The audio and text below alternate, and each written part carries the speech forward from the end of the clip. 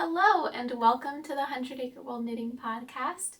My name is Bella and I am a knitter and knitwear designer based in Northern California in the US.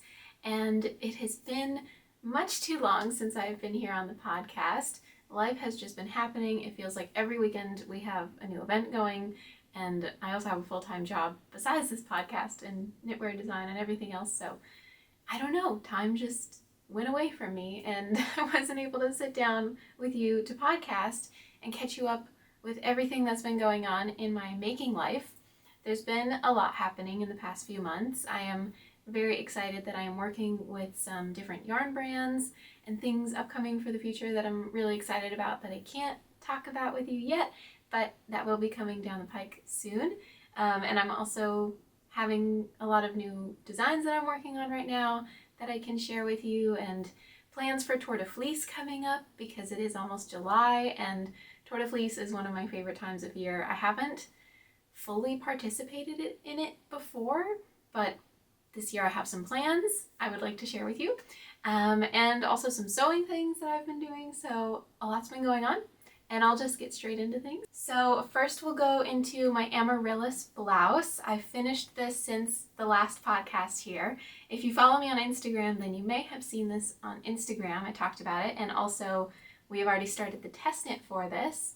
So the pattern is going to be planned to be published in about mid-August. So I'm really excited for it coming soon.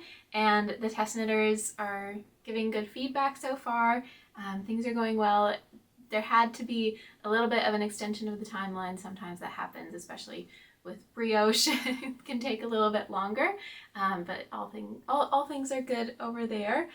And yeah, so if you haven't seen this design before, it's called Amaryllis, and it's all over brioche. It's got these pretty little scallops at the neckline. It's kind of hard to see how it translates onto the body right now, but I will put a picture in of me wearing this so you can kind of get a better idea of how it looks since I'm not wearing it right now. But yes, it's worked top down, and it's kind of a basic raglan style construction with the yoke. And then I also added a little optional waist tie here at the bottom. You can knit this if you would like, or you can omit it. And the sleeves I made a little bit oversized, a little bit of ease to them, and then I also added a long cuff on this one. So there's the sleeve goes to about a 3/4 length, and then it will cinch off to this little cuff here at the bottom, and it's just so comfortable to wear. This yarn is so lovely. It's from Durorum Natura. It's their Berenice base, and it's just a lovely silken wool and mohair blend. I really enjoyed working with it, and I'm going to be enjoying wearing it. I haven't been wearing this yet because since it is still in test knitting, I have to keep it nice for product photos and things like that. But yeah, I will be very much cherishing this once it makes its way into my wardrobe officially. And yeah, all over brioche. Not sure if I already said that, but it's one color brioche, and in my opinion, that's a lot simpler to work than two color brioche. And if you haven't tried brioche before, I would really recommend giving it a go. I think it's a very interesting texture, and it creates a lot of loft and airiness. This is only one strand of a lace weight fuzzy yarn throughout the entire thing. And the gauge is open enough that I think that it would definitely be see-through if it weren't brioche, but the brioche just adds so much loft and, I don't know, some kind of a weight to it. So, not weightiness. It's still airy, but something about the brioche, it makes it, I don't know, a little more voluminous and like it's not see-through anymore. That's probably also the fuzz of the yarn too. But yeah, that's the Amaryllis Blouse, and the pattern will probably be coming out in August. So soft. Okay, let's see. Next, we will talk about another work in progress that I have going. So this is a design that I cast on now. Oh my gosh, did I cast this on a couple of months ago? I don't even remember now when I cast this on, but I was really, really wishing for just a decadent, I would call this decadent kind of a sweater, a pullover cardigan, not pullover, cardigan. Something that I could throw on everything, that it was neutral enough and easy enough to just chuck on at any time and just feel totally dressed up and just kind of fancy. So that's what this is. And I also am collaborating with Cardiff Cashmere on this pattern here. So they were so kind to provide the yarn for me to create this, and I'm just really, really happy with how it's coming out. I have finally gotten to the point where I am binding off the sleeves and it's finally coming together. You can kind of see the silhouette happening now, and I just love how the texture came out. This was definitely a labor of love to figure out the patterning on this for the actual like cable texture and everything like that. Lots of swatching involved to figure out how to do it, how I was envisioning. I really wanted striking textural diamonds that were kind of busy, but since it's only one color, it kind of calms down a little bit. So this is going to be a kimono style cardigan, and I really love that style. I think it's just so comfortable and easy to chuck on anything, and it just such a lovely silhouette. So that's what this is going to be. And yeah, like I said, I still need to do this sleeve bind off, so it looks kind of funny here at the top with all the pins and the weird looking needles, but just trust me, it will be finished soon. And I am working already on the sleeve. Of course, I forgot to bring it in here, but I've already started on the sleeves as well. So this is worked from the bottom up. You cast on here at the hem, and then you work up, and at some point you split the front panels and the back, and then you work all those separately, and then of course join in the sleeve, and then the arms sleeves will be attached after, and then a neckline as well. A neckline will be picked up at the end, and it's just so very soft. I feel like cashmere, this is the first time that I'm working with cashmere yarn, and it feels like buttery almost. Like there's other yarns like alpaca and silk and other soft yarns that I've tried that are very soft and lovely, but the cashmere almost feels like buttery, and it feels like it's moisturizing somehow. I know that's not what's happening, but it's just lovely, really lovely to work with. And I've been already also looking at some more colors from the Cardiff Cashmere Classic range for new designs coming up in the future, because I'm also planning everything for the rest of the year and so on and so forth. And their range is chef's kiss, just wonderful. I really appreciate when a yarn range is so expansive and they have just so many colors, because as a designer and as a person who loves being creative, it opens up a whole world of possibilities. And a lot of the times for me, the colors kind of inform the design. I'll be inspired by the colors, and then a design will kind of come from the colors. That's just how I work sometimes, not all the time, but sometimes it's the stitch pattern idea first, and sometimes it's the colors that are first, which actually is how another pattern that I'm working on right now started, was from the colors actually. But anyway, back on this one.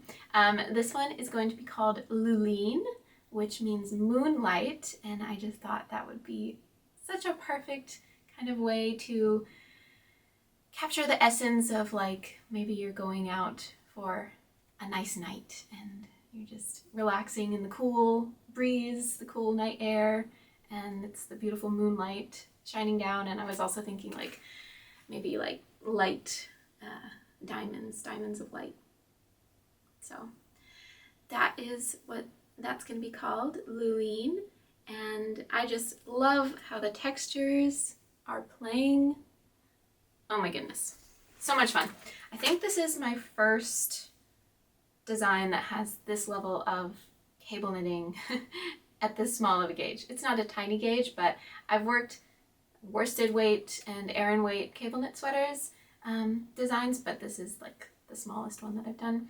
And I was actually anticipating this was going to be this would take a lot longer to knit, but I don't know, maybe since I've really been enjoying it, or I don't know, I feel like it's been going a lot faster than I anticipated. So yes, I'm having so much fun with this one, and the sleeves have been working up a little bit slowly because I messed up on the width of it, but sometimes that happens. You have to rip back and start again, and it's all part of the design process. That's okay. So yeah, that one's coming along, and I'm hoping to have the test knit ready very, very soon. Yeah, so keep an eye out for that. If you would like to sign up for my test knits, I always post about them on Instagram first. That's the fastest way to hear about them. I'm thinking of starting up my newsletter again, but we'll see about that. And yeah, for now, on my Instagram is where you can see the test knit call posted, and then I will have a link to a Google form that you can fill out to apply to be in the test knit. So that's kind of the process with that, if you would like to be a test knitter of mine for any pattern, not just this one. But yeah, that is Luline. And then another work in progress, another new design. This is Florai, which is blooming. I had someone comment on one of my posts about this on Instagram that it looked like a field of blooming flowers, and I thought that was so perfect. I hadn't really seen that at that point, but when she said that, I was like, oh, absolutely, that's totally what it looks like to me as well, and I just loved that idea. So this one is called Florai, which is kind of means the blooming of spring flowers. So yeah, this one, like I was saying earlier, this one was inspired 100% by the colors. I saw these colors all sitting together in my stash. I have a large stash of unspun yarn in my studio here, out of camera. You can't see it right now, but I kind of arranged it, excuse me, I kind of arranged it in rainbow order, and I just saw these colors all sitting together and just thought they would look beautiful all next to each other in a design. And I wanted something textural and fun and pretty simple and easy to knit. So that's how this one came about. I knit the swatch very quickly after I saw that, and that was, gosh, maybe even last year that I made that swatch, and it's finally coming around.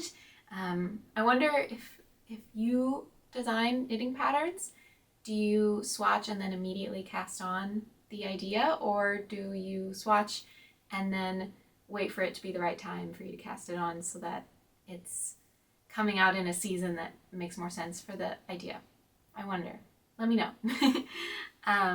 Yeah, sometimes it'll be for me, sometimes I'll make the swatch, have the idea just spark in my head, and I make the swatch, and then I have to immediately start the real project. Other times I kind of let it marinate for a while and see when the time is right. But yeah, so I'm really happy with how this one's coming along so far. I did kind of put it on hold for a little while because I have been focusing on the Luline, since I do need more time for that, for testers, and with the whole timeline and everything. Oh, it's really complicated with getting a pattern to be published and test knit and tech edited and everything.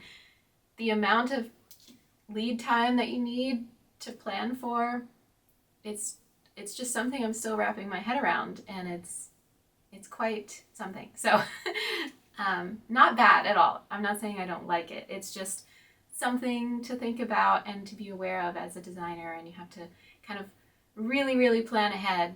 Like, okay, I want this pattern to be out in October, so I need to start the whole process in January or something like that. Like, crazy. So anyway, yes, I'm really happy with how the texture is coming out on this. It's maybe looks kind of complicated, but it's actually very simple to knit. It's just knits and purls, that's it. And it's kind of a mosaic knit, so you're only ever working with one color yarn at a time, and you're slipping stitches and things like that. So yeah, just a fun mix of textures and colors, And I also really want to make another kind of version of this already, of course, I know. Another kind of version of this with like maybe like color shifting yarns or just like more different colors. I was even thinking this could be a fun project to use scraps for, because if you use a different color for every single block, then you could use a lot of different colors, and I would love to see how that would work up. So just a lot of ideas sparking from this. But yeah, this will be a pullover. So I'm working it bottom up right now, and then eventually I will get to the underarm and we'll split for the sleeves and so on and so forth. So yeah, really happy with how this one's coming out. Oh, and the yarn I'm using for this is Acre Newton yarn, an unspun yarn, just because I have so much of it in my stash. It's one of my favorite yarns, if not my favorite yarn. You, of course, could use any yarn you would like. I also really want to make a sample of this. I already have some swatches that aren't unspun yarn in this, and really love how those look, so too many samples that I would like to see what it looks like. But yeah, I don't have enough hands to make all of that happen in a timely manner. But anyway, that is Florai, and that'll be, once I get the test knit out for Luline, I'll probably be focusing on that one again. Another work in progress that I've also been working on, just because it's such an easy grab it anytime little simple project that I can take on the go with me as well. These are another new design that I'm working on, and these are called the Woodgrove Socks. I have really been feeling hiking this year and being outside and in nature and just soaking it up. We've had really good weather so far, I would say. We've only had one heat wave so far, which by this time of year, I feel like we would be in the 90s all the time normally. Maybe I'm remembering that wrong, but anyway, it feels like spring is lasting, and yesterday was the summer solstice, so I'm very happy with how we've been doing with our weather here. It is Northern California, but it still gets really hot, so I'm kind of absorbing the last couple days of really nice weather before it gets to be way too hot. But anyway, I needed some new hiking socks, and I thought that these would be perfect. Is it gonna focus? There we go. So yeah, just some fun color work here at the top, some mountains and trees and different textures and things like that. I thought that would be fun to work. And now I am in the main sock portion. I already finished the heel and everything, and this is a kind of a new heel construction for me that I really enjoyed working. You didn't have to pick up stitches at all, and it kind of gives the fit of a deeper arch, but you don't have to make the same kind of a gusset as normal. So I really enjoyed this, and yeah, kind of a cool heel construction. I'm hoping you can see the details there. Yeah, I really enjoy when you don't have to pick up any stitches for a heel. Now I'm just finishing up the sock, and I'll be working on the toes soon. And yeah, I really enjoyed the color work on this one. It's a very nice little bite-sized amount of color work without having to do an entire sweater project or a large accessory or anything like that, and I can kind of get my color work fix. And I think these will be so cute, just popping out of my hiking boots, and yeah, I'm just really excited to be wearing these. So this is very much a product knit. I want these in my life. So yeah, this will also be a test knit coming very soon, and I'm hoping to have these ready for you all before the fall, ready to knit. I did have, my partner was saying it looks like Christmas. Well, yes, I think that was the colors that I chose, but anytime. It can be anytime. Can't mountains and trees be anytime? So yeah, those are the Woodgrove socks, and I am using Rauma Fino for this, and I really enjoy this yarn. This is very nice yarn. It reminds me of Jamieson and Smith and Jamieson's of Shetland, those you know, woolen spun, very rustic, very almost scratchy. I know some people would call them scratchy. My partner calls them scratchy. This I would say is a little bit softer and also a little bit thicker, because I found that those, the Jameson Smith and Jameson's of Shetland yarns, they can be really thin sometimes, and I didn't want that thin of a yarn to be for socks. And I'm also knitting this at quite a tight gauge, because since they will be, at least how I'm going to be using them, as hiking socks, and I want to prolong the wear of my socks as long as possible. I like to make them as thick and dense as possible, so that maybe I can minimize the amount of time that I'll have to be darning and stitching up holes in them. So yeah, I'm really happy with how the gauge is coming out on this, and I don't know, I really love this yarn. It's filling out lovely, like it's looking very lovely, and when it fills out in the color work, yeah, brown phenol. And they also have a huge color range, which I also really appreciate. I was already looking at like maybe if I did like a multicolor version of this and kind of changing the yarn colors as I went throughout the color work. I really want to see how that would look. And they had so many beautiful colors that I was looking at for that.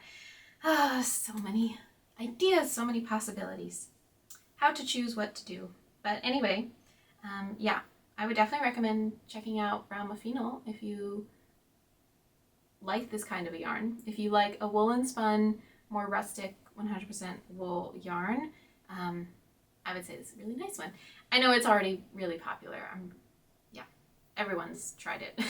I'm really late to the party. But anyway, if you haven't tried it yet, I really like it too.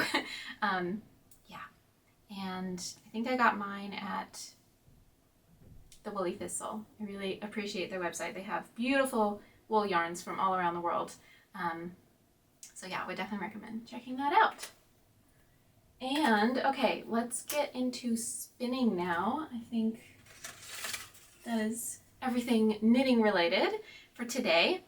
I finally finished this fiber. Finally finished spinning and finishing and plying and washing and everything. It's completely done.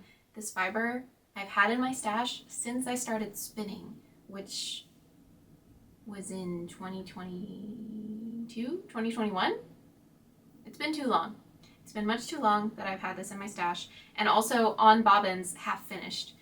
And I finally just needed to finish them. So it's finally done. This was some fiber that I got from Acre when they first started making fiber at all. Yeah, kind of really fun. They used to be, they're much more evenly mixed and carded now. But the first batch I remember was really, really fun and kind of, I don't know, at least the bat that I got, it was not mixed super well. There was, yeah, you can kind of see white parts and darker parts, magenta parts, pink parts, red parts. It was just fun. And it made it a little bit harder to spin, but I really love the outcome. Since it wasn't like super smoothly carded and it was more jumbled, I don't have a better word. But anyway, I really like the outcome of it. And you can see all the skeins are different because of that. So that was kind of fun. I'm not sure what I'm going to be making with these yet. I was thinking just a simple pair of socks perhaps, because I do want the yarn to really just be the star of the show. Yeah, I'm just really happy that they're finally finished. And I am also happy that I decided to tag these properly so that I know exactly how much weight is in each one, how much each one weighs, and then also the yardage. I do have this really nifty Swift that counts your yards as you wind it, so it just makes it so much easier for hand spun yarn when you have no idea what the yardage is, and it's important in that case. So yeah, that was how I was able to calculate the yardage on each of these, and I'm just so happy that they're done and they're washed, and they're all a little bit different since this has been in the works since I started spinning. So it's kind of a journey of like when I was not super experienced, and I'm still not super experienced, but I have more I would say I've gotten better with spinning over the years, but yeah, it's kind of a little memento for me. So yeah, I'm finally able to knit something with it. So that's the next step. And with that finally being done, I feel confident that I am allowing myself to start new spinning projects. I was kind of holding off on starting new things until I finished that officially. So now I am gearing up for Tour de Fleece, and I'm very excited about it. But I've tried to do Tour de Fleece in the past and set really lofty goals for myself, and I was like, I'm gonna spin every single spare moment that I possibly have, and I just burnt out quickly from that, and I just fell off the wagon when I was trying to do that. So I'm gonna try to be a little more realistic this year and actually try to stick to it. So my plan is I'm going to do 31 hours in July. So that's 1 hour every single day for the entire month of July. I know that's more than Tour de Fleece. So I'm kind of being weird, doing weird things here. I'm not really following Tour de Fleece. I'm just using the month of July as an excuse to have a spinning goal. So there we go. So I'm going to be calling it, 31 hours in July. And the goal is to spin for 1 hour every single day. Doesn't matter when the 1 hour is, just 1 hour every single day. And if I miss a day, then I have to do 2 hours the next day, or, just so that it's overall 31 hours in July. But I wouldn't want to skip a bunch of days and then have to do an entire day all in one. No. The goal is every single day, 1 hour. So maybe if you're a hand spinner as well, and if you have a full-time job and other things going on in your life and you can't devote all your time to spinning, but you still want to spin, maybe join along with me. That would be fun, and maybe we'll have some prizes at the end. That would be fun. I've never really run something like this, but I think it would be fun to invite others along to join in. So yeah, 31 hours in July. Hey, Editing Bella here. So the hashtag is not going to be 31 hours in July, because what does that have to do with spinning? And that kind of sounds weird. So the hashtag is actually going to be Summer Stash Spin Streak. Since we're trying to spin an hour every day, it'll be a spin streak, and you can post on your stories or post on your Instagram page every day, kind of accounting for the day, spin streak day number, such and such, and so on and so forth. So that is the plan. The hashtag will be Summer Stash Spin Streak, not 31 hours in July. And I can't possibly hold up my entire, I'm staring at the ground. I'm on the ground right now because I pulled it all out to show myself, you have tons of fiber. You need to use it. Sometimes we just need to appreciate what we already own, right? Yes, so that is the goal with this. I am trying to work down my stash, and I'm not buying any new fiber for this, no. In my opinion, I have too much already. So working down my stash and having a little ritual every day for spinning. And maybe this will go on longer than just July. I'm wondering if this will just turn into a new habit that I just spin for an hour, or maybe less some days, I don't know. But yeah, that's the goal, and we'll see how much I can get through. I really don't know yet. I haven't timed my spinning in a while, so we'll see how that goes. I'm very excited to start, 1 hour every day in July, hand spinning. And if you would like to join along with me on that, I'm sure I'll be posting about it here, and also on my Instagram, I'll be posting about it there. So maybe we'll have a hashtag 31 hours in July, or spinning 31 hours in July. I need a better name for that. Tour de Fleece 31 hours. What should it be? Maybe it's just 31 hours in July. But that doesn't have anything. That doesn't say anything about spinning. Anyway, we'll figure it out. Okay, so that's the plan for spinning. And, a little sewing thing. So it was also, since the last podcast, it was also my partner's birthday, and we decided He helped pick out this fabric, and I was like, wouldn't it be cute if we had matching pajamas? So this is part one of a new pajama set that I'm sewing for him, and then I'm also going to be sewing one for myself that is in this same fabric but a lighter blue, so that we're kind of matching a little bit. It's the same type of gingham, but mine's a little bit lighter and his a little bit darker, and yeah, it's going to be a matching top and bottom pajama set. It's going to take a while for me to get through all of them since it is sewing 4 pieces, 2 tops and 2 pants, but I'm really excited about it. I think it'll be super cute when it's all done. So this was part one for a part of his birthday present was part one. I got the pants done, the pajama pants done. So these are a pattern from Rosie, oh gosh, I'm forgetting her name. It's already been like over a month since I finished these, so I'm blanking on it, but I'll put it here and I'll link it down below, the pattern that I used. I really, really enjoyed it. She's a UK designer, I think, and it was a kind of a different pattern writing style than I've seen before, but it was really, really good and very detailed and easy to follow. So I really appreciated that. She has a big size range for it, and everything was clear and straightforward, and I really enjoyed the whole process. It didn't take very long at all. I mean, they're kind of simple. They're PJ pants. They do have pockets on the sides, and I think the pockets were really well done. Very, very interesting way to do pockets. Maybe I can show you the opening. There's like a little bit of a distance between the side seam and where the pocket starts, which I thought was a nice detail. I thought that was cool. So nice big pockets there, and yeah, kind of simple PJ pants, but they're very comfy. This is some fabric that we ordered from Blackbird Fabrics, which is one of my new favorite sewing fabric stores. I heard about it from another maker online and looked it up, and they have such an amazing range. Some really, really fun patterns as well too. So if you are a sewer and you haven't checked out Blackbird Fabrics before, I would definitely recommend. I'll probably have a link below if you'd like to check it out. And yeah, one thing about this fabric, this particular fabric, oh yeah, this is their gingham cotton. I think it's 100% cotton, and it's so soft. You could use it for baby garments. I'm sure it's so soft and lovely.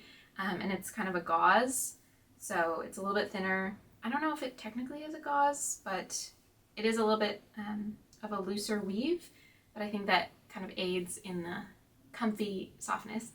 But one thing about that, he's already been wearing these quite a lot, and it's gone through the wash and everything like that, and we're already noticing some wear on the crotch seam because how he sits cross-legged, it like puts tension on that middle seam just because it's like stretching out this way, and I'm worried that over time it'll just snap.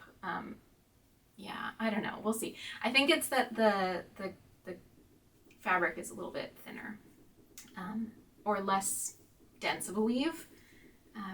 So we'll see about that. But as far as softness and comfiness goes, I would definitely recommend this fabric. But as far as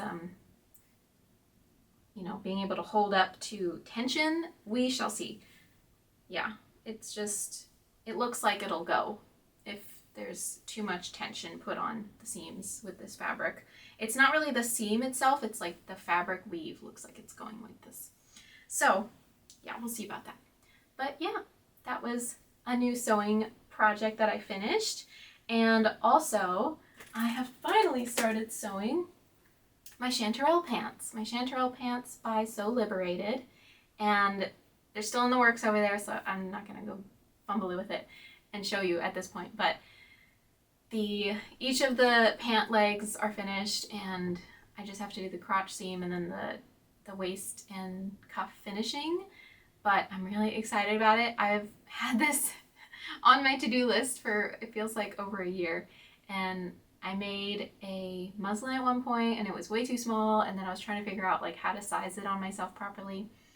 I'm normally like a 2 or a 4 in pants, and for this to get it right, I had to do an 8 in the height-wise, an 8, and width-wise, I had to grade it to a 10, which was just like, I wasn't used to that. So yeah, just things to keep in mind when you're sewing.